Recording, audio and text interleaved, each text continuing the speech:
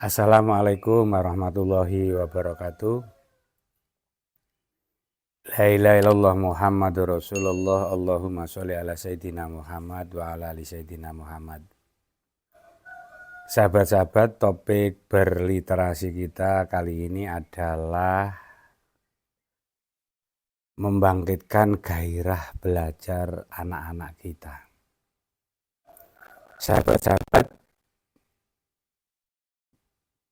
tentu ketika kita berhadapan dengan anak-anak kita dalam proses belajar, baik belajar di rumah maupun belajar di sekolah, tentu ada dua jenis anak kita. Yang pertama yaitu anak-anak kita yang merasa menikmati dalam proses belajar, dan anak-anak yang sulit untuk masuk dalam dunia belajar.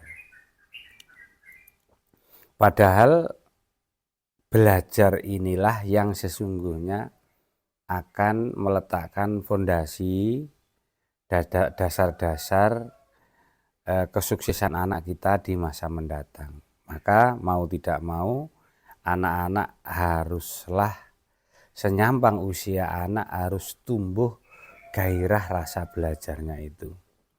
Tetapi karena faktanya banyak anak-anak kita yang sulit dan tertarik untuk belajar, maka perlu kita tahu mengapa mereka tidak mau masuk zona belajar. Sahabat-sahabat, ada 4 hal penuntun yang bisa kita jadikan supaya anak-anak kita merasa senang dan gembira menikmati zona belajar. Yang pertama, perlulah anak-anak kita tumbuhkan memiliki sebuah harapan. Ini yang pertama.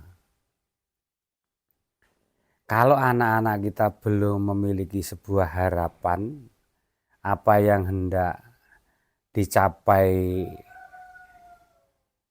di hari depannya, atau singkatnya anak-anak kita tidak punya impian, sulit sekali sahabat-sahabat anak-anak kita untuk mau belajar. Maka pertama-tama yang perlu kita tumbuhkan kepada anak-anak kita adalah punyalah harapan, punyalah satu impian apa yang hendak diraih. Ini yang menjadi penting. Maka sebagai orang tua, mengajak anak jalan-jalan sambil menunjukkan berbagai macam profesi yang dapat ditekuni oleh seseorang dan memberi manfaat kehidupan yang lebih luas, ini menjadi penting. Sehingga anak-anak kita punya satu gambaran, kalau aku kelak dewasa menjadi A, B, C, dan seterusnya. Jadi ini yang terpenting sekali, pertama-tama bahwa anak kita perlu memiliki satu harapan dalam dirinya. Saya ingin jadi ini, saya ke depan hendak menjadi ini. Ini menjadi penting. Yang kedua, sahabat-sahabat, setelah anak punya harapan,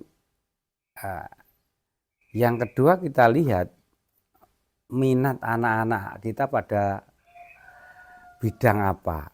Karena memang setiap anak punya minat yang berbeda-beda dalam kehidupan ini. Ada yang berminat dalam bidang olahraga misalnya, ada yang berminat dalam bidang teknologi misalnya, ada anak yang berminat dalam bidang kepemimpinan misalnya, ada anak yang berminat dalam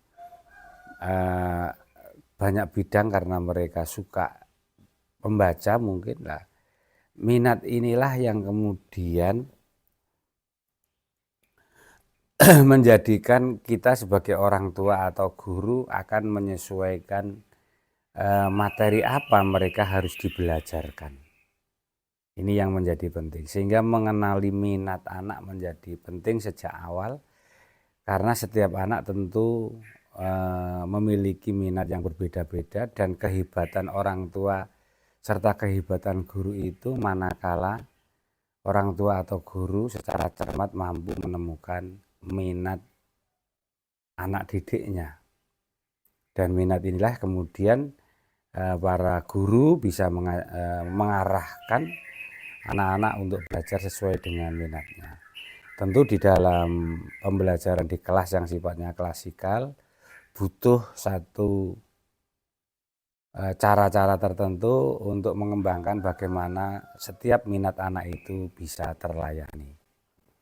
Yang ketiga, sahabat-sahabat, mengenali karakter siswa kita atau karakter anak-anak kita. Tentu karena karakter itu dibentuk lama dan dibentuk secara proses dalam lingkungan keluarga maupun masa lalu anak-anak, serta kehidupan keseharian anak-anak yang lebih banyak adalah di keluarga, maka terlihat bahwa karakter anak ini yang kemudian setelah kita temukan karakter itu, guru atau orang tua akan secara bijak memilih cara membelajarkan sesuatu itu dengan cara apa. Karena karakter anak ini suka mengobservasi atau melihat, maka pembelajaran yang bisa diberikan kepada anak tersebut banyak melibatkan gaya belajar visual misalnya. Demikian juga anak yang suka diceritai, sehingga akan menghasilkan cara belajar yang paling efektif adalah cara belajar dengan audio atau dengan cara mungkin berceramah di depannya ataupun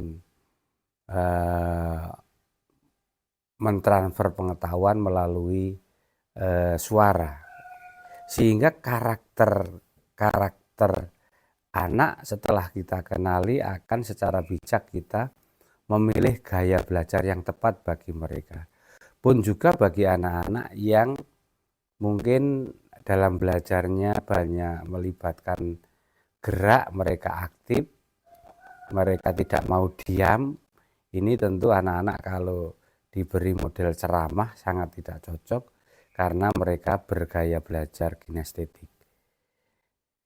Itu sahabat-sahabat yang ketiga, dengan mengenali karakter maka kita akan menyocokkan gaya atau cara belajar mereka. Yang terakhir, sahabat-sahabat, adalah bagaimana mengenali anak yang sesuai dengan harapannya tadi, minatnya, karakter, dan menempatkan anak pada lingkungan yang tepat untuk tumbuh sebagai pembelajar. Lingkungan anak-anak, teman anak-anak,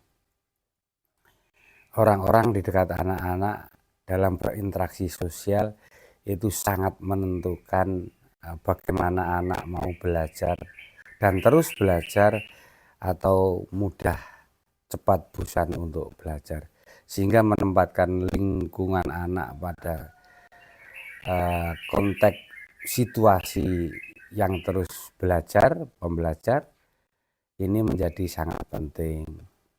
Anak-anak kita jalan-jalan bisa diajak ke perpustakaan, ke toko buku, ke pameran, atau menghadiri satu pertemuan-pertemuan yang di dalamnya banyak bermajelis ilmu.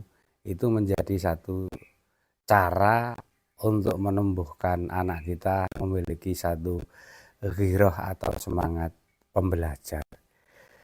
Sekali lagi sahabat-sahabat, ada quote yang sangat penting, belajar tidak pernah mengenal batas waktu, belajar tidak pernah mengenal batas usia, belajar tidak pernah mengenal batas tempat, karena memang hidup ini sesungguhnya adalah proses terus belajar, dan dengan belajar itu kita punya ilmu, maka dengan punya ilmu maka kita bisa memiliki satu pola kehidupan yang dituntun oleh ilmu kita. Moga-moga anak-anak kita memiliki semangat dan gairah untuk terus menjadi pembelajar, dan Allah Tuhan kita sangat mencintai orang-orang yang memiliki ilmu, dan jalan punya ilmu tidak lain adalah jiwa mental pembelajar.